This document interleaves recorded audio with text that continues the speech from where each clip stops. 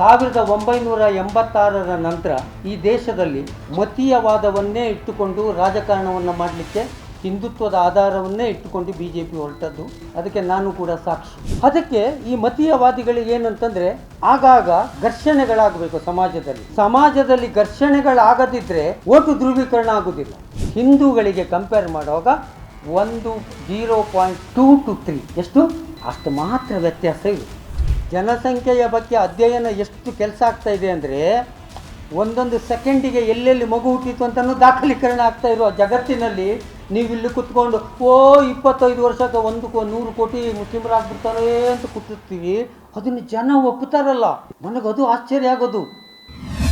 ಈ ಪುಸ್ತಕ ಬಿಡುಗಡೆ ಹೇಳುವಂಥದ್ದು ನಾನು ನನ್ನ ಆತ್ಮಕಥೆ ಚಿಮಣಿ ಬೆಳಕಿನಿಂದ ಮಂಗಳೂರಿನಲ್ಲಿ ಅದೇನೋ ದೊಡ್ಡ ವೇವ್ ಕ್ರಿಯೇಟ್ ಆಯಿತು. ಅದು ಬಹುಶಃ ಸಂಘದಿಂದ ಹೊರಗೆ ಬಂದವರ ಆತ್ಮಕಥೆ ಹೇಳಿದ ಕೂಡಲೇ ಒಂದು ವೇವ್ ಕ್ರಿಯೇಟ್ ಆದಾಗ ಅಲ್ಲಿ ಸುಮಾರು 1,000 ಜನ ಟೌನ್ ಹಾಲಲ್ಲಿ ಸೇರಿದರು. ಅದೊಂಥರ ಹಬ್ಬ. ಇಡೀ ಬೈಂದೂರಿನಿಂದ ಹಿಡಿದು ಸುಳ್ಯದವರೆಗೆ ಬ್ಯಾನರ್ ಕಟ್ಟಿಬಿಟ್ಟಿದ್ರು ಪುಸ್ತಕ ಇದಕ್ಕೆ. ಅದೊಂದು ದಾಖಲೆ. ಅದು ಟೌನ್ ಹಾಲಲ್ಲಿ ಫುಲ್ಲಾಗಿ ಅದರ ಮೇಲೆ ಹರಿಪ್ರಸಾದ್ ಸರ್ ಏನು ಮಾಡಿದ್ರು ಅಂದರೆ ಇದೇ ಗಾಂಧಿ ಭವನದಲ್ಲಿ 300 ಜನರನ್ನು ಸೇರಿಸಿ ಅದ್ಧೂರಿಯಾಗಿ ಇಲ್ಲಿ ಬಿಡುಗಡೆ ಆಯಿತು. ಈ ಗಾಂಧಿ ಭವನಕ್ಕೆ ಇತ್ತೀಚೆಗೆ ಯಾಕೋ ನನಗೆ ಆಕರ್ಷಣೆ ಜಾಸ್ತಿ ಆಗ್ತಾಯಿದೆ. ಯಾಕೆ ಅಂತಂದರೆ ಈ ಗಾಂಧಿ ಪುಸ್ತಕ ಬರೆದಿದ್ದೆಲ್ಲ ಅದಕ್ಕೆ ಅವರು ಮೊನ್ನೆ ಗಾಂಧಿ ಪುರಸ್ಕಾರ ಕೊಟ್ಟರು ಗಾಂಧಿ ಭವನದವರು. ಈ ರೀತಿ ಪುಸ್ತಕ ಬರೀಲಿಕ್ಕೆ ನನಗೆ ಪ್ರೇರಣೆ ಆದದ್ದು ನಾನು ಕತೆ ಕವಿತೆಯನ್ನು ಬರೆದುಕೊಂಡಿದ್ದವ. ಅದೇನು ಸ್ಟ್ಯಾಂಡರ್ಡ್ ಅಂತ ನಾನು ಹೇಳೋದಿಲ್ಲ, ಆಯಿತಾ. ಗಾಂಧಿಯ ಕುರಿತ ಪ್ರಶ್ನೆ ಮತ್ತು ನಿಂದನೆಗೆ ನೀವು ಉತ್ತರ ಬರೀಬೇಕು ಅಂತೇಳಿ ಗಾಂಧಿ ವಿಚಾರ ವೇದಿಕೆಯವರು ನನಗೆ ಒಂದು ಅರವಿಂದ ಚೊಕ್ಕಾಡಿಯವರು ಕೆಲಸ ಕೊಡ್ತಾರೆ. ನಾನು 1 ವರ್ಷ ಅಧ್ಯಯನ ಮಾಡಿ ಆ ಎಲ್ಲ ಪ್ರಶ್ನೆಗಳಿಗೆ ಉತ್ತರ ಕೊಡ್ತಾ ಹೋದದ್ದು. ಆ ಪುಸ್ತಕ ಬರೆದ ಮೇಲೆ ನನಗೆ ಅನ್ನಿಸಿತು ಇದು ನನ್ನ ಲೈನ್, ಇದು ಕತೆ ಕವಿತೆ ಅಲ್ಲ ಅಂತ. ಮತ್ತು ದೊಡ್ಡ ದೊಡ್ಡ ಪುಸ್ತಕ ಬರೀಬೋದು ಹೇಳೋ ಒಂದು ಧೈರ್ಯ ಬಂತು.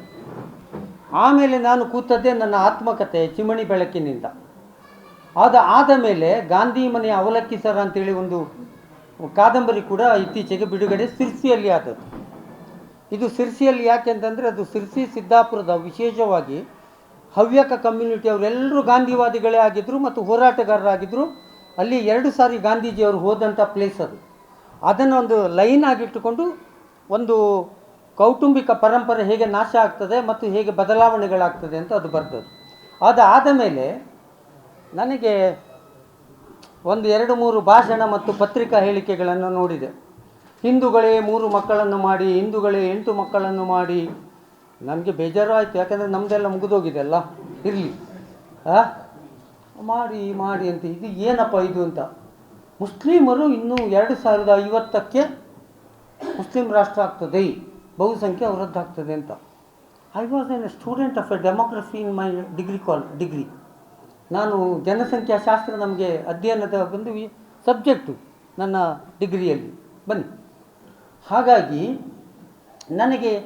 ನಾನು ಕೂತ್ಕೊಂಡು ಲೆಕ್ಕ ಹಾಕಿದೆ. ಅಲ್ಲಪ್ಪ 105ರಿಂದ 110 ಕೋಟಿ ಹಿಂದೂಗಳು, ಒಂದು 25 ಅಂದಾಜು ಕೋಟಿ ಮುಸ್ಲಿಮರು. ಈ 25 ಇದ್ದದ್ದು 110 ಆಗುವಾಗ ಈ 110 ಇದ್ದದ್ದು ಜಾಸ್ತಿ ಆಗಿರ್ತದೆ. ಹಾಗಿದ್ರೆ ಈ 25 ಇದ್ದದ್ದು ಆ 110ರ ಪ್ಲಸ್ ಸೇರಿಸಿ ಹತ್ತತ್ರ 125 ಕೋಟಿ. ಇದು 25 ವರ್ಷಕ್ಕೆ ಅಂದರೆ ಆಕಾಶದಿಂದ ಉದುರಬೇಕು ಮುಸ್ಲಿಮರು, ಹುಟ್ಟಿಸ್ಲಿಕ್ಕಾಗಲಿಕ್ಕಿಲ್ಲ. ಇದು ಯಾವ ಲೆಕ್ಕ ಅಂತ. ಆದರೆ ನನಗೆ ಒಂದು ಸತ್ಯ ಗೊತ್ತಿದೆ. ಏನಂತಂದರೆ 1986ರ ನಂತರ ಈ ದೇಶದಲ್ಲಿ ಮತೀಯವಾದವನ್ನೇ ಇಟ್ಟುಕೊಂಡು ರಾಜಕಾರಣವನ್ನು ಮಾಡಲಿಕ್ಕೆ ಹಿಂದುತ್ವದ ಆಧಾರವನ್ನೇ ಇಟ್ಟುಕೊಂಡು BJP ಹೊರಟದ್ದು. ಅದಕ್ಕೆ ನಾನು ಕೂಡ ಸಾಕ್ಷಿ. ಈ ಹಿಂದೂ ಧ್ರುವೀಕರಣ ಮತ್ತು ಮುಸ್ಲಿಂ ಧ್ರುವೀಕರಣ ಆದರೆ ಮಾತ್ರ ನಮಗೆ ಓಟು ಬರ್ತದೆ ಹೇಳುವಂಥದ್ದು ಪಕ್ಕ ಆದ ಮೇಲೆ ಅದು ಫೀಲ್ಡಿಗೆ ಇಳಿದದ್ದು. ಅದು ಯಶಸ್ವಿಯೂ ಕಾಣ್ತಾ ಬಂತು. ಅದಕ್ಕೆ ಈ ಮತೀಯವಾದಿಗಳಿಗೆ ಏನಂತಂದರೆ ಆಗಾಗ ಘರ್ಷಣೆಗಳಾಗಬೇಕು ಸಮಾಜದಲ್ಲಿ ಘರ್ಷಣೆಗಳಾಗದಿದ್ದರೆ ಓಟು ಧ್ರುವೀಕರಣ ಆಗೋದಿಲ್ಲ. ಓಟು ಧ್ರುವೀಕರಣ ಆಗಬೇಕಂದ್ರೆ ಘರ್ಷಣೆ ಆಗಬೇಕು ಅಂದರೆ ಸಂಘಟನೆ ಇರಬೇಕು ಅಂದರೆ ನೆರೇಷನ್ಗಳು ಸೃಷ್ಟಿಯಾಗಬೇಕು. ಅದಕ್ಕೆ ಲವ್ ಜಿಹಾದ್ ಆಯಿತು, ಮತಾಂತರ ಆಯಿತು, ಜಟಕ ಮಟಕ ಅದೇನು ಹಲಾಲು, ಹೀಗೆ ತಿಂಗಳಿಗೆ ಒಂದು ಏನು ನಮ್ಮ ಕ್ಯಾಲೆಂಡರ್ ಆಫ್ ಇವೆಂಟ್ಸ್ ಅದು ಈ ಕ್ಯಾಲೆಂಡರ್ ಆಫ್ ಇವೆಂಟ್ಸ್ ಪ್ರಕಾರ ಮಾಡ್ತಾ ಹೋಗ್ತೇವೆ ನಾವು. ಇದು ಯಾರಿಗಾದರೂ ಅನ್ನಿಸ್ಬೋದು ಇದನ್ನೆಲ್ಲ ಹೇಗೆ ಹೇಳ್ತಾನೆ ಅಂತ. ಇದರಲ್ಲಿ ಕೆಲವು ಕೆಲಸ ನಾನು ಮಾಡಿದವರು. ಧೈರ್ಯ ಇದ್ದವರು ನನ್ನ ಹತ್ರ ಬಂದು ಕೂತ್ಕೊಳ್ಬೇಕು ಕ್ಯಾಮ್ರಾದ ಎದುರಿಗೆ. ನಾನು ಹೇಳ್ತಾ ಹೋಗ್ತೇನೆ ನಾನೇನು ಮಾಡಿದ್ದೇನೆ ಅಂತ. ಜೊತೆ ಕರ್ಕೊಂಬರ್ತೇನೆ ಪ್ರವೀಣ್ ವಾಲ್ಕೆ, ಬಜರಂಗ ದಳದ ರಾಜ್ಯ ಸಂಚಾಲಕ. ಮೊನ್ನೆವರೆಗೆ ಇಲ್ಲೇ ಇದ್ದರು, ಅವರನ್ನು ಕರ್ಕೊಂಬರ್ತೇನೆ. ಎಲ್ಲೆಲ್ಲಿ ನಾಗನ ಕಲ್ಲಿಟ್ಟಿದ್ವಿ ಅಂತಲೂ ಹೇಳ್ತೇವೆ. ಅದೆಲ್ಲ ಇದು ನಮಗೆ ಸ್ಪಷ್ಟವಾಗಿ ಗೊತ್ತಿದೆ, ಈ ಮೂಮೆಂಟ್. ಸೊ ಹಾಗಿದ್ರೆ ಇದು ಮುಸ್ಲಿಂ ರಾಷ್ಟ್ರ ಆಗ್ತದೆ ಅಂದರೆ ಏನಿದ್ರ ಅರ್ಥ? ಒಂದು ನೆರೇಷನ್ ಅಂತ. ಹಾಗೆ ನಾನು ಕೆಲವ್ರ ಹತ್ರ ಹೇಳೋ, ಅಯ್ಯೋ ಬಿಟ್ಟುಬಿಡು ಮಾರೆ, ಅಯ್ಯೋ ಅವ್ರು ಹೇಳಿದ್ರಂತೆ ಎಲ್ಲರೂ 4 ಮಕ್ಕಳು ಮಾಡ್ತಾರಾ ಅಂತ ಕೇಳಿ. ಕರೆಕ್ಟ್. ಆದರೆ ಒಂದು ನೆರೇಷನ್ 2 ಸಮುದಾಯದ ನಡುವೆ ಸಂಶಯವನ್ನು ಹುಟ್ಟುಹಾಕುತ್ತೆ. ಆ ಸಂಶಯ ದ್ವೇಷವಾಗಿ ಪರಿವರ್ತನೆ ಆಗ್ತದೆ. ಆ ದ್ವೇಷ ಹಿಂಸೆಗೆ ಪ್ರಚೋದನೆಯನ್ನು ಕೊಡ್ತದೆ ಮತ್ತು ಸಮುದಾಯದ ನಡುವಿನ ಕಂದಕ ದೊಡ್ಡದಾಗ್ತಾ ಹೋಗ್ತದೆ. ಕಾರಣವೇ ಇಲ್ಲ. ಸರಿ, ಹಾಗಿದ್ರೆ ಏನೇ ನೋಡೇ ಬಿಡೋಣ ಅಂತೇಳಿ ನಮ್ಮ ಇದನ್ನು ತಗೊಂಡು ಕೂತ್ಕೊಂಡೆ, ಡೆಮೋಗ್ರಫಿ ಸಬ್ಜೆಕ್ಟಿಗೆ ಕೂತ್ಕೊಂಡೆ. ಜನಸಂಖ್ಯಾ ಶಾಸ್ತ್ರ ಅಂದರೆ ಏನು ಅಂತೇಳಿ ಆ ಪುಸ್ತಕದಲ್ಲಿದೆ. ಅದನ್ನು ಹೇಗೆ ಸ್ಟಡಿ ಮಾಡ್ತಾರೆ ಅಂತಲೂ ಒಂದು 2-3 ಪೇಜ್ ಇದೆ. ಅದು ಸೈಂಟಿಫಿಕ್ ಸ್ಟಡಿ. ಅದು ಬ್ರಿಟಿಷ್ ಕಾಲದ 1961-71 ಜನಗಣತಿ 1831-41 ಜನಗಣತಿ ಮಾಡಿದ್ದಾರೆ. ಅಲ್ಲಿಂದ ತಗೊಂಡೆ ನಾನು ಅದನ್ನು, ಡಾಕ್ಯುಮೆಂಟ್ ತೆಗೆದೆ. ಯಾಕೆಂದರೆ ಆದಷ್ಟು ಒರಿಜಿನಲ್ ಡಾಕ್ಯುಮೆಂಟ್ ಹುಡುಕಿ ಇಟ್ಕೊಳ್ಳುವ ಅಂತ. ಅದರ ನಂತರ ಬಂದು 2012ರವರೆಗೆ ನಮ್ಮ ಹತ್ರ ಎಲ್ಲ ರಾಜ್ಯಗಳ ಮತ್ತು ದೇಶದ ಜನಸಂಖ್ಯೆಯ ಅಂಕಿಅಂಶಗಳು ಅಧಿಕೃತ ಇದೆ. ಈ ಅಧಿಕೃತ ಅಂಕಿಅಂಶಗಳು ಜೊತೆಗೆ ಇವರು ಏನು ಹೇಳ್ತಾರೆ, ಸಿಕ್ಕಾಪಟ್ಟೆ ಅವ್ರದ್ದು ಜಾಸ್ತಿ ಆಗ್ತಾ ಉಂಟು, 30%, 40% ಆಗಿದೆ, ಹಾಗೆ ಹೀಗೆ ಅಂತ. No, wrong. ನಾನು ಹೇಳುವುದಲ್ಲ, ನೀವು ಸ್ಟ್ಯಾಟಿಸ್ಟಿಕ್ಸ್. ಮತ್ತು ನನ್ನದೊಂದು ಮಾತು ಹೇಳಿಬಿಡ್ತೇನೆ. ಈ ಪುಸ್ತಕದ ಕುರಿತು ಯಾರೇ ನನ್ನ ಫೇಸ್ಬುಕ್ಕಲ್ಲಿ ವಾದಕ್ಕೆ ಬರುವುದಾದರೂ, ನಾನು ಶ್ರಮಪಟ್ಟ ಹಾಗೆ, ಅದು 30-40 ಪೇಜ್ ಇದೆ, ಅವರು ಕನಿಷ್ಠ 25 ಪೇಜ್ ಡಾಕ್ಯುಮೆಂಟೇಷನ್ ಮಾಡಿಕೊಂಡು ಬರಬೇಕು. ಈಗ ಕಾನೂನು ಕೋರ್ಟಲ್ಲಿ ಹೇಗೆ ಅಂದರೆ, ನಾನು ಡಾಕ್ಯುಮೆಂಟ್ ಕೊಟ್ಟ ಮೇಲೆ ಸ್ವಯಂ ಪ್ರಕಾಶ್ ಡಾಕ್ಯುಮೆಂಟ್ ಕೊಡ್ತಾರೆ, ಅಡ್ವೊಕೇಟ್ಸು ಅಲ್ವಾ ಮುಕುಂದ್ರ. ಆಮೇಲೆ ಎಲ್ಲ ಕೊಟ್ಟ ಮೇಲೆ ಆರ್ಗ್ಯುಮೆಂಟು. ನೀವು ಏನೂ ಇಲ್ಲದೆ ನನ್ನ ಹತ್ರ ಆರ್ಗ್ಯುಮೆಂಟಿಗೆ ಬರಬೇಡಿ, ನನಗಂತ ಬೇರೆ ಕೆಲಸ ಉಂಟು ನನಗೆ. ಸೊ ನೀವು 25 ಪೇಜು ಈ ಅಂಕಿಅಂಶಗಳಿಗೆ ವಿರುದ್ಧವಾದ, ನೀವು ಸರಿಯಾದದ್ದನ್ನೇ ತಾನೆ, ಅದಕ್ಕೆ ನನಗೇನು ತಕರಾರಿಲ್ಲ. ಆ ಎರಡನ್ನು ಅದನ್ನು ನನಗೆ ಓದಲಿಕ್ಕೆ ಕೊಡಬೇಕು. ಅದು ಕೋರ್ಟಲ್ಲಿ ಕಾನೂನು ಹಾಗೆ. ಎದುರು ಪಾರ್ಟಿಯ ವಕೀಲರಿಗೆ ಓದಲಿಕ್ಕೆ ಕೊಡಬೇಕಲ್ಲ ಸರ್. ಮತ್ತು ಓದಲಿಕ್ಕೆ ನನಗೆ ಕೊಡಿ, ನಾನು ನಿಮಗೆ ಕೊಟ್ಟಿದ್ದೇನೆ, ನೀವು ನನಗೆ ಕೊಡಿ, ಲೆಟ್ ದಮ್ ಮಾಡು, ಆರ್ಗ್ಯುಮೆಂಟು ಮಾಡು, ನಾನು ರೆಡಿ ಇದ್ದೇನೆ any time with any one. Fertility rate ಅಂತಿದೆ. ಒಂದು ಮಹಿಳೆಗೆ 40-45 ವರ್ಷಕ್ಕೆ ಇಷ್ಟು ಮಕ್ಕಳನ್ನು ಹೆರ್ತಾಳೆ ಹೇಳುವುದನ್ನು ಸಂತಾನೋತ್ಪತ್ತಿ ದರ ಅಂತ ಕರೀತಾರೆ. ಆ ಫರ್ಟಿಲಿಟಿ ರೇಟು ಅದು ಜಾತಿ ಮತದ ಆಧಾರದ ಮೇಲೆ ಇರುವುದಲ್ಲ. ಅದು ಆ ಹೆಂಗಸು ಇರುವ ವಾತಾವರಣ, ಭೌಗೋಳಿಕ ಪ್ರದೇಶ, ಆಹಾರ, ಶಿಕ್ಷಣ, ಆರೋಗ್ಯ ಎಕ್ಸೆಟ್ರಾ ಮೇಲೆ. ಸೊ ಈ ಫರ್ಟಿಲಿಟಿ ರೇಟು ಹಿಂದೂ ಹೆಂಗಸರ ನಡುವೆ ಎಷ್ಟಿದೆ, ಮುಸ್ಲಿಂ ಹೆಂಗಸರ ನಡುವೆ ಸಿಂಪಲ್ ಕ್ಯಾಲ್ಕುಲೇಷನ್ ಸರ್. ಇದಕ್ಕೇನೋ ದೊಡ್ಡ ರಿಸರ್ಚ್ ಮಾಡಿ ಲ್ಯಾಬ್ ಮಾಡಿ ಕೂತ್ಕೊಳ್ಬೇಕಾದ ಏನಿಲ್ಲ. ಅದು ಕ್ಲೀನಾಗಿ ತೋರಿಸ್ತದೆ. ಕೊನೆಗೆ ಮುಸ್ಲಿಮು ಅಲ್ವಾ ಇವರದ್ದು. ಸೊ ಹಾಳಾಗಿ ಹೋಗಲಿ ಅಂತೇಳಿ ನಾನು ಬಾಂಗ್ಲಾದೇಶದ್ದು ತೆಗೆದೆ, ಪಾಕಿಸ್ತಾನದ್ದು ತೆಗೆದೆ, ಅರಬ್ ಕಂಟ್ರೀಸಿದು ತೆಗೆದೆ, ಎಲ್ಲದೂ ಇದೆ ಅದರಲ್ಲಿ. ಗ್ರಾಫು ಇದೆ, ಸ್ಟ್ಯಾಟಿಸ್ಟಿಕ್ಸು ಇದೆ. ಎಲ್ಲ ಕಡೆ ಇಳಿಮುಖ ಆಗ್ತಾ ಇದೆ ಎಲ್ಲರ ಜನಸಂಖ್ಯೆ. ಆದರೆ ಮುಸ್ಲಿಮರ ಜನಸಂಖ್ಯೆ ಭಾರತದಲ್ಲಿ ಹಿಂದೂಗಳಿಗೆ ಕಂಪೇರ್ ಮಾಡುವಾಗ 0.2 to 3 ಎಷ್ಟು ಅಷ್ಟು ಮಾತ್ರ ವ್ಯತ್ಯಾಸ ಇರುತ್ತೆ. ಈಗ ಅವರು 8 ಮಕ್ಕಳಿಂದ ಇರ್ತಾರೆ, ಹಂದಿಗಳು ಹಾಗೆ ಅಲ್ವಾ ಫೇಸ್ಬುಕ್ಕಲ್ಲಿ ಅಲ್ವಾ ಸರ್. ಎಷ್ಟು ಬೇಜಾರಾಗ್ತದೆ ಅಂದರೆ, ಅವರು ನನ್ನ ಅಪ್ಪನನ್ನು ಹಂದಿಗಳು ಅಂತ ಹೇಳಿದ್ರಲ್ಲ. ನನ್ನ ವಯಸ್ಕರು ಎಲ್ಲರೂ 8-10 ಮಕ್ಕಳೇ ಅಲ್ವಾ ಹಿಂದೂಗಳಿಗೆ. ಹಾಗಿದ್ರೆ ಅವರು ಹಂದಿಗಳಾಗಿದ್ರ? ಕಾಮನ್ ಸೆನ್ಸು ಇಲ್ಲ, ಲಾಜಿಕ್ಕೂ ಇಲ್ಲ, ಮತ್ತು ಅನ್ಎಥಿಕಲ್ ಆರ್ಗ್ಯುಮೆಂಟ್ಸ್. ನಾವು 10 ಜನ ಸರ್, 2 ಜನ ಸತ್ತರು, 8 ಜನ ಉಳ್ಕೊಂಡಿದ್ವಿ. ನನ್ನ ಕುಟುಂಬದಲ್ಲಿ, ನನಗೆ ಬೇರೆಯವ್ರದ್ದು ಗೊತ್ತಿಲ್ಲ, ನನ್ನ ಕುಟುಂಬದಲ್ಲಿ ಎಲ್ಲ ಬಹುಶಃ ಆ ಪ್ರಾಯದಲ್ಲಿ ಕ್ರಿಶ್ಚಿಯನ್ರು, ಮುಸ್ಲಿಮು, ಹಿಂದೂಗಳು ಎಲ್ಲ ಆದರೆ ಹಿಂದೂಗಳು ಬೇಗ ಜನಸಂಖ್ಯಾ ನಿಯಂತ್ರಣಕ್ಕೆ ಇಳಿದರು. ಮುಸ್ಲಿಮರು ಇಳಿಯುವಾಗ ಸ್ವಲ್ಪ ಲೇಟ್ ಆಯಿತು. ಆದರೆ ಈಗ ಅದು ಬರ್ತ್ ರೇಟ್ ಎಲ್ಲಿವರೆಗೆ ಬಂದು ಮುಟ್ಟಿದೆ ಅಂತಂದರೆ ಹಿಂದೂಗಳದ್ದು 1.9, ಮುಸ್ಲಿಮರದ್ದು ಬನ್ನಿ ಮೇಡಮ್ ಕೂತ್ಕೊಳ್ಳಿ, ಮುಸ್ಲಿಮರದ್ದು 2.3. ಈ 1-2 0 ಪಾಯಿಂಟ್ ವ್ಯತ್ಯಾಸ ಏನಿದೆ ಇದು ನಮಗೆ 2012 ನಂತರದ ಗೊಂದಲ ಇದೆ. ನಾವು ಅದು ಆ ಸತ್ಯವನ್ನು ಒಪ್ಪಿಕೊಳ್ಬೇಕು, ಯಾಕೆಂದರೆ ಇದು ಬಂದಿಲ್ಲ ಏನು ಜನಗಣತಿ. ಆದರೆ ಎಂಟಿ ಪ್ಲಾನೆಟ್ ಹೇಳಿ ಒಬ್ಬರು ಪುಸ್ತಕ ಬರೆದಿದ್ದಾರೆ, you will get it online copy also. ಅವ್ರು ಹೇಳ್ತಾರೆ ಇಡೀ ಜಗತ್ತಿನಲ್ಲಿ ಹೇಗೆ ಜನಸಂಖ್ಯೆ ಬಿದ್ದೋಗ್ತದೆ ಅಂತ ಬರೀತಾರೆ ಅವರು. ಸುಮ್ಸನೆ ಏನೋ ಕತೆ ಕಾದಂಬರಿ ಅಲ್ಲ, ಅದೆಲ್ಲ ತುಂಬ ಅಧ್ಯಯನ ಮಾಡಿದ್ರು. ವರ್ಲ್ಡ್ ಬ್ಯಾಂಕಿನವ್ರದ್ದು ಇದೆ, ಆಮೇಲೆ ನಿಮ್ಮ UN ಅವ್ರದ್ದು ಇದೆ, ಆಮೇಲೆ ಫ್ಯೂ ರಿಸರ್ಚ್ ಅಂತ ಇದೆ. ಎಷ್ಟು ಇದೆ ಅಂದರೆ ಮೇಡಮ್ ಬೇಜಾನಿದೆ, ಅದರಲ್ಲಿ ಸುಮಾರು ಹಾಕಿದ್ದೇನೆ ನಾನು. ಎಲ್ಲವೂ ಕೂಡ ಅವ್ರಿಗೆ ಅದೇ ಕೆಲಸ.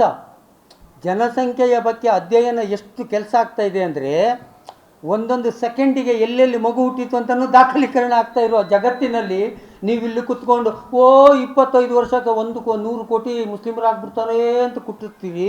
ಅದನ್ನು ಜನ ಒಪ್ಪುತ್ತಾರಲ್ಲ, ನನಗದು ಆಶ್ಚರ್ಯ ಆಗೋದು. ರಾಜ್ಯದ 5 ಕೋಟಿಗೂ ಅಧಿಕ ಜನರಿಗೆ ವಾರ್ಷಿಕ 25 ಲಕ್ಷ ಮೆಟ್ರಿಕ್ ಟನ್ಗೂ ಅಧಿಕ ಆಹಾರ ಧಾನ್ಯ ಒದಗಿಸುವ ಅನ್ನಭಾಗ್ಯ ಯೋಜನೆಯು ಬಡವರ ಪಾಲಿನ ಅಕ್ಷಯ ಪಾತ್ರೆಯಾಗಿದೆ. ತಲಾ 10 ಕೆಜಿ ಆಹಾರ ಧಾನ್ಯದ ಮೂಲಕ ಪ್ರತಿಯೊಬ್ಬರಿಗೂ ಪೌಷ್ಟಿಕಾಂಶಯುಕ್ತ ಆಹಾರದ ಭರವಸೆಯೊಂದಿಗೆ ಹಸಿವು ಮುಕ್ತ ಕರ್ನಾಟಕ ನಿರ್ಮಾಣಗೊಳ್ಳುತ್ತಿದೆ. ನಾವು ನುಡಿದಂತೆ ನಡೆದಿದ್ದೇವೆ, ನಿಮ್ಮ ಪ್ರೀತಿ ವಿಶ್ವಾಸವನ್ನ ಉಳಿಸಿಕೊಂಡಿದ್ದೇವೆ. ಗ್ಯಾರಂಟಿ ಸರ್ಕಾರಕ್ಕೆ 1000 ದಿನಗಳು, ನನಸಾಗಿದೆ ಕೋಟಿ ಕನಸುಗಳು. ಅದು ಹೇಗೆ ಅಂತಲೂ ಲೆಕ್ಕ ಹೇಳೋದಿಲ್ಲ, ಆಗ್ತದೆ ಅಂತ. ನಾನು ಈ ಪುಸ್ತಕದ ಬಗ್ಗೆ ಪೇಪರಲ್ಲಿ ಇದು ಫೇಸ್ಬುಕ್ಕಲ್ಲಿ ಹಾಕಿದೆ, ಕೆಳಗಡೆ comment, yes it will be, ಆಗ್ತದೆ. ಈಗ ಅಲ್ಲಿ ಒಬ್ಬರು ಪೊಲೀಸ್, ಸರ್ ಆಗ್ತದಲ್ಲ ಮುಸ್ಲಿಂ ಕಂಟ್ರಿ? ಹೌದಪ್ಪ ಆಗ್ತದೆ.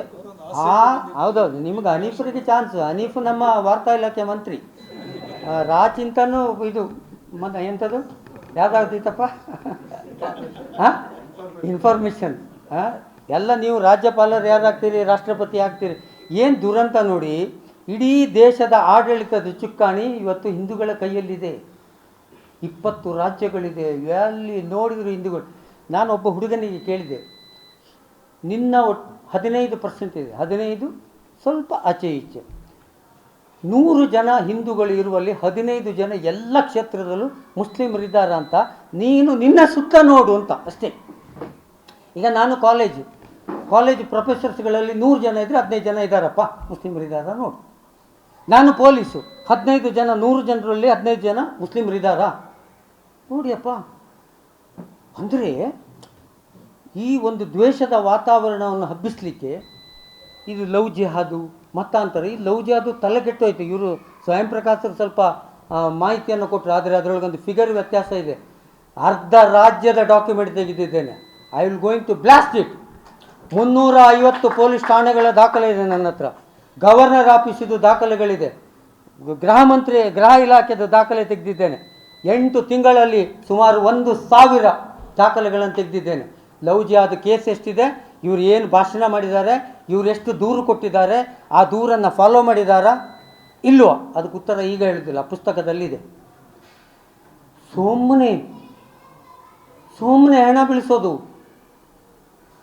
2008ರಲ್ಲಿ ನಾನು ಬಿಟ್ಟು ಬಂದದ್ದು, ಬಲರಾಜ್ ಮಧೋಕರನ್ನ ಭೇಟಿ ಆದ ಮೇಲೆ ನಾನು ಕಂಪ್ಲೀಟ್ ಬಿಟ್ಟದ್ದು. ಅಲ್ಲಿವರೆಗೆ RSS ಅನ್ನು ಬಿಟ್ಟರೂ ಕೂಡ ಹಿಂದುತ್ವ ಹೇಳುವ ಅಮಲು ನನ್ನಲ್ಲಿ ಇತ್ತು. ನಾನು ಕ್ರಿಮಿನಲ್ ಆ್ಯಕ್ಟಿವಿಟೀಸನ್ನು ಬಿಟ್ಟದ್ದಕ್ಕೆ ಕಾರಣ ಆಗಿನ ನನ್ನ ಗುರುಗಳು ಸದಾಶಿವರಾವ್ ಅಂತ. ನನ್ನ ಆತ್ಮಕಥೆ ಚಿಮಣಿ ಬೆಳಕಿನ ಓದಿದರೆ ನಿಮಗೆ ಅದೆಲ್ಲ ಇದೆ. ಆಗ ಬಲರಾಜ್ ಮಧೋಕ್ ಯಾಕೆ ಬಿಟ್ಟದ್ದು ಅಂತೇಳಿ ಅವರ ಆತ್ಮಕಥೆಯನ್ನು ಓದಬೇಕು. ಇವರು ಕುತ್ಕೊಂಡು ಗಾಂಧಿದು ಚಾರಿತ್ರ್ಯದ ಬಗ್ಗೆ ಬರೀತಾರಲ್ಲ, Balraj Madhok is not a simple ordinary volunteer of the RSS. He was the founder member and he was the president of the Jansangh and an elected member of parliament from South Delhi. ಏನು ಲಾಟ್ಪುಟ್ ಜನ ಅಲ್ಲ. ಅವರ ಆತ್ಮಕಥೆ ಓದಿ ಅದನ್ನು ಬರೀರಿ ನೋಡುವ, ಬೇಕಾ ಯಾರ್ಯಾರ ಬಗ್ಗೆ ಏನೇನು ಬರೆದಿದ್ದಾರೆ ಅಂತ. ಇನ್ನೊಬ್ಬರ ಚಾರಿತ್ರ್ಯನ ಮಾಡೋದು, ಇನ್ನೊಬ್ಬರನ್ನ ಡೌನ್ ಮಾಡೋದು. ಯಾಕೆಂದರೆ ನನ್ನಲ್ಲಿ ಏನೂ ಇಲ್ಲ ಬಂಡವಾಳ, ಅದಕ್ಕೋಸ್ಕರ ಸುಳ್ಳು ಸೃಷ್ಟಿ ಮಾಡೋದು. ಈ ಸುಳ್ಳು ಸೃಷ್ಟಿಗೆ ನಾವು ಉತ್ತರವನ್ನು ಕೊಡಲೇಬೇಕು. ಹಾಗಾಗಿ ಕೊನೆಯದಾಗಿ ಎಲ್ಲರೂ ಕೇಳಿ, ನೀವು ಹಿಂದೂಗಳಿಗೆ ಮಾತ್ರ ಬೈಯುವುದಾ, ಮುಸ್ಲಿಮರೆಲ್ಲರೂ ಒಳ್ಳೆಯವರಾ? ಇದೊಂದು ಕಾಮನ್ ಡೈಲಾಗ್. ಮುಸ್ಲಿಮರ ಬಗ್ಗೆ ಮುಸ್ಲಿಮರು ಬರೆದ ಪುಸ್ತಕ ಓದಿ ಹೇಳಿದ್ರು ಓದುವುದಿಲ್ಲ. ನಾವು ಬರೆದಿದ್ದು ಬೇಡ ರೀ, ಇವು ಹನೀಫರು ಮುಸ್ಲಿಮರ ಬಗ್ಗೆ ಮಾತಾಡೋದು ಬರೆದಿದ್ದು ಯಾರಾದರೂ ಓದ್ತೀರ? ಅವ್ರು ಟೀಕೆ ಮಾಡಿದಿಲ್ವಾ? ನಿಮ್ಮ ಇವರು ಯಾರು, ನಮ್ಮ ಗೋಳ್ವಾರು, ಆಮೇಲೆ ಮೇಡಮ್ಮು ಖಾನ ಮುಸ್ತಾಕಲ್ಲ, ಮತ್ತೊಬ್ಬರು ಸಾರಾ ಅಬೂಬಕರೆಲ್ಲ ಬರೆದದ್ದು ಇಷ್ಟು ಕಟುವಾಗಿ ಬರೀತಾರೆ. ಆ ಫೇಸ್ಬುಕ್ಗಳಲ್ಲಿ ಎಲ್ಲಿ ಇರ್ಷಾದಿದ್ದಾರೆ. ಅಲ್ಲ ರೀ, ಅದನ್ನು ಓದೋದಕ್ಕೂ ತಯಾರಿಲ್ಲ ಇವರು. ಆಯಿತು, ನಾವು ಆ ವಿಷಯ ಮಾತಾಡಿದ್ದು ಎಲ್ಲಿಯೂ ಇವರು ದಾಖಲೆ ಮಾಡಿಕೊಳ್ಳೋದಿಲ್ಲ, ಅದ್ರ ಬಗ್ಗೆ ಮಾತಾಡೋದಿಲ್ಲ. ನನ್ನ ಪುಸ್ತಕದಲ್ಲಿ ಎರಡೂ ಇದೆ. ಒಂದು ಹೇಳಿಬಿಟ್ಟು ನನ್ನ ಮಾತು ಮುಗಿಸ್ತೇನೆ. ಮತೀಯವಾದದ ಎರಡು ಗುಂಪುಗಳ ನಡುವೆ ಅಂತರಂಗದ ಪ್ರೇಮ ಇದೆ. ಅಂತರಂಗದ ಪ್ರೇಮ ಇದೆ. ಮತೀಯವಾದಿಗಳ ಎರಡು ಗುಂಪುಗಳ ನಡುವೆ ಉದ್ಯಮ ಪ್ರಾರಂಭ ಆಗಿದೆ. ಮತೀಯವಾದ ಹೇಳುವುದು ದೊಡ್ಡ ವ್ಯಾಪಾರ ಆಗಿದೆ. ಯಾರ್ಯಾರು ಎಷ್ಟೆಷ್ಟು ಎಲ್ಲೆಲ್ಲಿದ್ದರು, ಯಾರ್ಯಾರು ಏನೇನಾಗಿದ್ದರು, ಯಾರ್ಯಾರು ಯಾವ್ಯಾವ ಹುದ್ದೆಗೆ ಬಂದಿದ್ರು ಹೇಳಿ ಇಲ್ಲಿ ಹೇಳುವುದಿಲ್ಲ. ಯಾಕಂದರೆ ಅವ್ರು ಯಾರೂ ಇಲ್ಲ. ಅವ್ರು ಇದ್ದಾಗ ಹೇಳೋದು ನನ್ನ ಗಂಡಸುತನ. ಅವ್ರು ಯಾರಾದರೂ ಬಂದರೆ ನಾನು ಹೇಳ್ತೇನೆ ಅವ್ರ ಎದುರಿಗೆ, ನೀನು ಲಿಫ್ಟ್ ಮ್ಯಾನ್ ಆಗಿದ್ದು, ಈಗ 5 ಕೋಟಿ ಎಲ್ಲಿಂದ ಬಂತು ಅಂತ ಕೇಳ್ತೇನೆ. ಕೇಳೋರ ಹತ್ರ ಕೇಳ್ತೇನೆ. ಎರಡೂ ಸಂಘಟನೆಗಳು ಬಂದು ಕೂತ್ಕೊಳ್ಬೇಕು. ಮತೀಯವಾದಿ ಸಂಘಟನೆಗಳ ನಾಯಕರ ಆರ್ಥಿಕ ಪರಿಸ್ಥಿತಿ ಮುಂಚೆ ಹೇಗೆ ಇತ್ತು, ಅವ ಏನಾಗಿದ್ದ, ಈಗ ಯಾವ ದುಡಿಮೆಯೂ ಇಲ್ಲದೆ ಇದೇ ದುಡಿಮೆ. ಇಬ್ಬರ ನಡುವೆ ವ್ಯವಹಾರ ಇದೆ, ಇಬ್ಬರ ನಡುವೆ ರಾಜಕೀಯ ಇದೆ, ಎಲ್ಲವೂ ಹೊಂದಾಣಿಕೆ ಇದೆ. ನಿಮ್ಮ ಹಾಗೆ ನಮ್ಮ ಹಾಗೆ ಇರುವವರು ಸಿಕ್ಕಾಕೊಳ್ಳೋದಿಲ್ಲ. ಸಿಕ್ಕಾಕೊಳ್ಳೋದು ಯಾರು ಕೊನೆಯಲ್ಲಿ? ನಿಮ್ಮ ಭಾಷಣ ಕೇಳಿದ ಅಮಾಯಕ ಹುಡುಗರು, ದುರ್ಬಲ ಸಮಾಜದ ಯುವಕರು. 2826 ಜನ ಜೈಲಿಗೆ ಹೋಗ್ತಾರೆ. ನಾನಾಗ ಲೈವಲ್ಲಿ, ಕರ್ಫ್ಯೂ ಇರುವಾಗ ಲೈವಲ್ಲಿ ಕೂತು ಹೇಳಿದ್ದೇನೆ. ನನಗೇನು ಬೇಜಾರಿಲ್ಲ ಹೇಳಲಿಕ್ಕೆ, ನಾನು ಮೇಲ್ವರ್ಗದವ, ಒಬ್ಬನೇ ಒಬ್ಬ ಇಲ್ಲ ಅದರಲ್ಲಿ. ನನಗೆ ಒಂದು ಪ್ರಶ್ನೆಗೆ ಉತ್ತರ ಕೊಡಿಯಪ್ಪ. ನಿಮಗೆ ಹಿಂದುಳಿದವರಿಗೆ ಮಾತ್ರ ಮತ್ತು ಬಡವರಿಗೆ, ಹಿಂದುಳಿದವರು ಮತ್ತು ಬಡವರು, ನಮ್ಮಲ್ಲೂ ಬಡವರಿದ್ದಾರೆ, ಆ ಬಡವರಿಗೆ ಮಾತ್ರ ಧರ್ಮದ ಸಮಸ್ಯೆ ಅಂತ ಆದರೆ ನಮಗೆ ಯಾರಿಗೂ ಇಲ್ವಾ? ಮುಸ್ಲಿಮರಲ್ಲಿ ನಾನು ಅದನ್ನೇ ಯಾವಾಗಲೂ ಹೇಳೋದು ಭಾಷಣದಲ್ಲಿ, ನೋಡು ಮಾರಾಯ, ಇದು ಪಾಪದ ಮನೆ ಹುಡುಗರು ಇಲ್ಲಿ. ಅಲ್ಲಿ ನೋಡಿದರೆ ಯಾರು ಮೆಡಿಕಲ್ ಕಾಲೇಜು ಸ್ಟೂಡೆಂಟ್ಗಳು ಮುಸ್ಲಿಂ ಹುಡುಗರು ಬರ್ತಾರೆ ಗಲಾಟೆಗೆ? ಇಲ್ಲ. ಯಾರೋ ಆಮ್ಲೆಟ್ ಹಾಕೋ ಇಸ್ಮಾಯಿಲ್ನ ಮಗ, ಬಸ್ ಕಂಡಕ್ಟರ್ ಬಶೀರ್ನ ಮಗವೇ ಸತ್ತದ್ದು. ಇಡೀ ತೆಗೆದು ನೋಡಿ ನೀವು. ಹಾಗಿದ್ರೆ ಎಲ್ಲ ಸಮಸ್ಯೆ ಇದೆ ತಗೊಂಡೋಗಿ ಅವರ ತಲೆ ಮೇಲೆ ಹಾಕುದಾ? ಅವರನ್ನು ಪ್ರವೋಕ್ ಮಾಡುದಾ? ನಾಚಿಕೆ ಆಗೋದಿಲ್ಲ ನಮಗೆ? ನೀನು ಇಡೀ ಮಾರಾಯ ಕತ್ತಿ, ಅಷ್ಟು ಗಲಾಟೆ ಆಗಲೇಬೇಕು ಅಂತಿದ್ರೆ ಅದಕ್ಕೆ ತಯಾರಿಲ್ಲ ನಾವು. ಯಾರ್ಯಾರನ್ನೋ ಪ್ರವೋಕ್ ಮಾಡಿ ಬಿಡೋದು, ಮತ್ತು ಓಟ್ ಬಂದು ಇಲೆಕ್ಷನ್ ಬಂದ ಕೂಡ ಸ್ಟಾರ್ಟ್. ಈಗ ನೋಡಿ, ನಿನ್ನೆ ಚಿಕ್ಕಮಗಳೂರಲ್ಲಿ ಕಲ್ಲು ಹೊಡೆದ್ರು, ಗಲಾಟೆ ಇನ್ನೇನು ಒತ್ತಿಕೊಳ್ತದೆ ಹೇಳುವಾಗ ಪೊಲೀಸರು ಹಿಡಿದ್ರು. ಅದು 4 ಜನ ಅವರದೇ ಸಂಘಟನೆ ಹುಡುಗರು. ಈಗ ಬಾಗಲಕೋಟೆಯಲ್ಲಿ 25 ವರ್ಷದಿಂದ ಒಂದೇ ಒಂದು ಗಲಾಟೆ ಆಗದ ಊರು, ಅಲ್ಲಿ ಸ್ಟಾರ್ಟ್ ಆಯಿತು. ಮಂಡ್ಯದಲ್ಲಿ, ನಾನು ಮಂಡ್ಯಕ್ಕೂ ಹೋಗಿದ್ದೆ, ಮಂಡ್ಯದಲ್ಲಿ ಆರಾಮ ಇದ್ರು, ಸ್ಟಾರ್ಟ್ ಆಯಿತು. ಇಲೆಕ್ಷನ್ ಬರುವಾಗ ಸ್ಟಾರ್ಟ್ ಆಗ್ತದೆ. ಮಂಗಳೂರಲ್ಲಿ ಇಲೆಕ್ಷನ್ ಬರುವಾಗ ಫಿಕ್ಸು, ಒಂದು ಆಚೆ ವಿಕೆಟು, ಒಂದು ಈಚೆ ವಿಕೆಟು ಅಂತ ಟ್ರೆಂಡು. ಈಗ ದೇವರ ದಯದಿಂದ ಒಂದು ಕಮಿಷನರು SP ಅವರು ಬಂದಿದ್ದಾರೆ. 1.5 ವರ್ಷ ಆಯಿತು, ನಾವು ಶಾಂತಿಯಾಗಿದ್ದೇವೆ, ನೆಮ್ಮದಿಯಿಂದ ಬದುಕ್ತಾ ಇದ್ದೇವೆ. ಈಗ ಪೊಲೀಸ್ ಇಲಾಖೆ ಅಷ್ಟು ಖಡಕ್ಕಾಗಿ ನಿಂತಿದೆ ಈಗ. ಅಂದರೆ ಪೊಲೀಸ್ ಇಲಾಖೆ ಎಲ್ಲ ಸರಿಯಾಗಿದ್ದರೆ ಏನು ಗಲಾಟೆ ಇಲ್ಲಲ್ಲ ಅಲ್ವಾ? ಹಾಗಾಗಿ ಇದೆಲ್ಲವೂ ಕೂಡ ಸುಳ್ಳುಗಳ ವಿರುದ್ಧ ನಮ್ಮ ಹೋರಾಟ ಆಗಬೇಕು. ಇದರ ಹಿಂದೆ ಅರ್ಧ ಕರ್ನಾಟಕದ ಡಾಕ್ಯುಮೆಂಟು ನಿಮ್ಮ ಮುಂದೆ ಇಡ್ತೇವೆ ಸದ್ಯದಲ್ಲೇ. ಅದರ ನಂತರ ಮತ್ತು ಕ್ವೈಟ್ ಇಂಟ್ರೆಸ್ಟಿಂಗ್ ಇದು 3 ಪುಸ್ತಕ ನಾವು ಬಿಡುಗಡೆ ಮಾಡ್ತೇವೆ. ಯಾಕೆಂದರೆ ಒನ್ ಸೈಡ್ ಆಗಬಾರ್ದು. ನಾನು ಹೇಳುವುದು ಸತ್ಯ ಅಂತ ನಾನು ಹೇಳುವುದಿಲ್ಲ, ನೀವು ನಿಮ್ಮ ಸತ್ಯವಾದ ನೀವು ಇಡಿ. ಆದರೆ ಬರೀ ಬಾಯಿ ಮಾತಲ್ಲಿ ಇಲ್ಲ, ಪುಸ್ತಕವೇ, ಅದಅಂದರೆ ರಿಟರ್ನ್ ಡಾಕ್ಯುಮೆಂಟೇ ಬೇಕು, ಆಯಿತಾ? ಇಲ್ಲದ್ರೆ ಈ ಫೇಸ್ಬುಕ್ಕಲ್ಲಿ ವಾಟ್ಸಪ್ಪಲ್ಲಿ ಬಂದವುಗಳ ಕೆಳಗಡೆ ಇವರ ಇದು ಉತ್ತರ ಏನು ಅಂತ ನಮ್ಗೆ ಗೊತ್ತುಂಟಲ್ಲ. ಬ್ಯಾರಿಗೆ ಬಿಟ್ಟಿದ್ದೀನಿ ಎಂತೆ ಮಂಗಳೂರಲ್ಲಿ ಒಂದೇ ಬೈಗಳು, ಬೇರೆ ಯಾವ ಬೈಗಳೂ ಇಲ್ಲ, ಬಾಯಾಟೆಡ್ ಬೈಗಳುಗಳು. ಬರೀ ಬೈಯುವುದಪ್ಪ. ನಾನು ಕಾಂಗ್ರೆಸ್ಸಿಗೆ ಸಿಕ್ಕಾಪಟ್ಟೆ ಬೈದು ಭಾಷಣ ಮಾಡಿದ್ದೇವೆ. ನಾನು ಆತ್ಮಸಾಕ್ಷಿಯಾಗಿ ಹೇಳ್ತೇನೆ, ರಮಾನಾಥ್ ರೈ ಅವ್ರ ಹತ್ರ ನೀವು ಹೋಗಿ ಕೇಳಿ. ಅವರ ಏರಿಯಾದಲ್ಲಿ ನಿಂತು 1 ಗಂಟೆ ಭಾಷಣ ಮಾಡಿ, ಅವರು ಕಾರಲ್ಲಿ ಕೂತು ಕೇಳಿದಾರಂತೆ. ಆಗ ಏನು ಭಾಷಣ ಮಲ್ಪಿಯರು ಏನು ಮಾತಾಡ್ತಾರೆ, ನನಗೆ ಕನ್ಫ್ಯೂಸ್ ಆಯಿತು ಅಂತ ಹೇಳಿದ್ರು. ಆದರೆ ತಪ್ಪಿ ಕೂಡ ಅವರು ಆಗ ನನಗಿಂಥ ಅಶ್ಲೀಲ ಭಾಷೆಗಳನ್ನು ಬಳಸಿರಲಿಲ್ಲ. ಒಬ್ಬನೇ ಒಬ್ಬ. ಮತ್ತು ಅಲ್ಲಿ ಹೋದಾಗ ನಮಗೆ ಗೌರವವನ್ನೇ ಕೊಟ್ಟಿದ್ದರು. ಬಲ್ಲೆ ಕುಲ್ಲೆ ಚಾಪರ್ಲೆ ಅಂತ. ಇವರಿಗೆ 2016 ನಂತರ ಏನು ರೋಗ ಬಡ್ದಿದೆಯೋ ಗೊತ್ತಿಲ್ಲ. ನನಗೆ RSS ಅಲ್ಲಿ ಹೇಳಿಕೊಟ್ಟ ಸಂಸ್ಕಾರವೋ ಅದು ಸಿಲೆಬಸ್ ರಾಂಗ್ ಇತ್ತೋ ಅಥವಾ ಈಗಿನ RSSನ ಸಿಲೆಬಸ್ ರಾಂಗೋ ನನಗೆ ಗೊತ್ತಿಲ್ಲ. ನಮಗೆಲ್ಲ ಆ ರೀತಿ ಇರಲಿಲ್ಲ. ನಾನು ಇದ್ದದನ್ನು ಇದ್ದಾಗ ಹೇಳ್ತೇನೆ. ನಮಗೆಲ್ಲ ಇದನ್ನೆಲ್ಲ ಹೇಳಲಿಲ್ಲ ಬಿಡಿ, ಈ BJP ಇದೆ ನೆಕ್ಸ್ಟ್ ಇಲೆಕ್ಷನಿಗೆ ನಿಲ್ತದೆ ಅದೆಲ್ಲ ಹೇಳಿಲ್ಲ ಅವರು. ಆಗ ಅವ್ರು ಹೇಳಿದ್ದು ನಮ್ಮದು ವ್ಯಕ್ತಿತ್ವ ಸಂಸ್ಕಾರ, ರಾಷ್ಟ್ರ ಸಂಸ್ಕಾರ, ರಾಷ್ಟ್ರ ಪ್ರೇಮ. ಗುಡ್. ದತ್ತಾತ್ರೇಯ ಹೊಸಬಾಳೆ ಅವರೊಟ್ಟಿಗಿದ್ದವ ನಾನು. ಅವರಿಗೆಲ್ಲ ಕೆಟ್ಟ ಶಬ್ದ ಒಂದು ಅವರು ಪ್ರಯೋಗ ಮಾಡಲಿಕ್ಕೆ ಬಿಡ್ತಿರ್ಲಿಲ್ಲ. ನಾವು ಒಪ್ಪಿಕೊ. ಈಗ ಏನು ರೀ ಅದು ಟ್ರೈನಿಂಗು ಅಥವಾ ಅವರ ಆ ಪ್ರೊಡಕ್ಷನ್ ಯೂನಿಟ್ ಏನಾದ್ರು ವ್ಯತ್ಯಾಸ ಆಗಿದ್ದ? ಆ ಯೂನಿಟಲ್ಲಿ ಏನಾದ್ರು ಸ್ಕ್ರೂ ಡ್ರೈವರ್ ಏನಾದ್ರು ಆ ಸ್ಕ್ರೂಗಳೆಲ್ಲ ಟೈಟ್ ಮಾಡಬೇಕು ಗೊತ್ತಿಲ್ಲ. ಬರೀ ಕೆಟ್ಟ ಬೈಗಳು, ಕೆಟ್ಟ ಕೆಟ್ಟ ಕೆಟ್ಟ ಕೆಟ್ಟ ಬೈಗಳು, ಕೆಟ್ಟ ಕೆಟ್ಟ ಕೆಟ್ಟ ಟ್ರೋಲ್ಗಳು. ಯಾಕೆ ಹೀಗಾಗಿದೆ? ನಾನೊಬ್ಬ RSS ಲೀಡರ್ಗೆ ಹೇಳಿದೆ, ಏನರಪ್ಪ ಇದು ಯಾಕೆ ಹೀಗಾಗ್ತಾ ಇದ್ದೀರಾ ಅಂತ. ಇಲ್ಲ ಸಾರ್ ನಮ್ಮ ಕಂಟ್ರೋಲ್ ತಪ್ಪಿ ಹೋಯಿತು ಅಂತ. ಯಾಕೆ ಅಂತೇಳಿ ನನ್ನ ಭಾಷಣ ಮುಗಿಸ್ತೇನೆ. ಚಳುವಳಿ ಸಂಘಟನಾ ಸ್ತರದಲ್ಲಿತ್ತು RSSಲ್ಲಿ. ಆ ನಂತರ ಜಾಗೃತ ಸ್ತರಕ್ಕೆ ಬಂತು. ಅದು Bajrang Dal, ದುರ್ಗಾವಾಹಿನಿ, ABVP etcetera etcetera, ವಿಶ್ವ ಹಿಂದೂ ಪರಿಷತ್. ಈಗ ಅದು ಬೀದಿ ಸ್ತರಕ್ಕೆ ಹೋಗಿ ಮುಟ್ಟಿದೆ.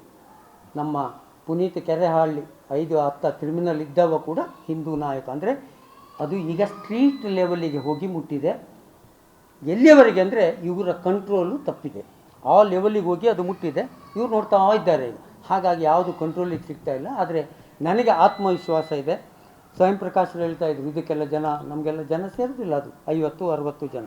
ಬಟ್ಟು ಒಂದು ನೆನಪಿಟ್ಕೊಳ್ಳಿ, ನಾನು ತಳಮಟ್ಟದಲ್ಲಿ ಓಡಾಡುವವ. ಹಾಗಾಗಿ ಬದಲಾವಣೆಯ ಗಾಳಿಯಂತೂ ಖಂಡಿತವಾಗಿಯೂ ಬೀಸ್ತಾ ಇದೆ. ಗಟ್ಟಿಯಾಗಿ ನಿಲ್ಲಿ, ಅದು ಖಂಡಿತವಾಗಿಯೂ ನಮ್ಮ ಪರವಾಗಿ ಇರ್ತದೆ. ನಮಸ್ಕಾರ. ಮತ್ತು ಈ ಪುಸ್ತಕ ಪ್ರಕಟಣೆ ಮಾಡಿದ ಕ್ರಿಯಾ ಪಬ್ಲಿಷರ್ಸ್ ಮತ್ತು ಇವತ್ತು ಬಂದಂಥ ಗೆಳೆಯರಿಗೆ, ನಿಮಗೆ ವಿಶೇಷವಾಗಿ ಸ್ವಯಂ ಪ್ರಕಾಶರಿಗೆ ಎಲ್ಲರಿಗೂ ಕೂಡ ನಾನು ಧನ್ಯವಾದವನ್ನು, ಮತ್ತು ಇವತ್ತು ಕಾರ್ಯಕ್ರಮಕ್ಕೆ ನಮಗೆ ಬಾಲಕೃಷ್ಣರು ಸ್ವಲ್ಪ ಪ್ರೋತ್ಸಾಹವನ್ನು ಕೊಟ್ಟಿದ್ದಾರೆ, ಅವರಿಗೆ ಕೂಡ ವಿಶೇಷ ಧನ್ಯವಾದವನ್ನು, ಮತ್ತು ಮಾಧ್ಯಮ ಮಿತ್ರರಿಗೆ ನನ್ನ ಧನ್ಯವಾದವನ್ನು ಸಮರ್ಪಿಸಿ ನನ್ನ ಮಾತನ್ನು ಮುಗಿಸ್ತೇನೆ. ನಮಸ್ಕಾರ. ಮತ್ತಷ್ಟು ವಿಶೇಷ ವಿಡಿಯೋಗಳನ್ನು ನೋಡಲು ಮತ್ತು ಹೊಸ ವಿಡಿಯೋಗಳ ಬಗ್ಗೆ ತಿಳಿಯಲು ಈ ದಿನ .com ಯೂಟ್ಯೂಬ್ ಚಾನೆಲ್ ಸಬ್ಸ್ಕ್ರೈಬ್ ಮಾಡಿ ಮತ್ತು ಬೆಲ್ ಐಕಾನ್ ಕ್ಲಿಕ್ ಮಾಡಿ.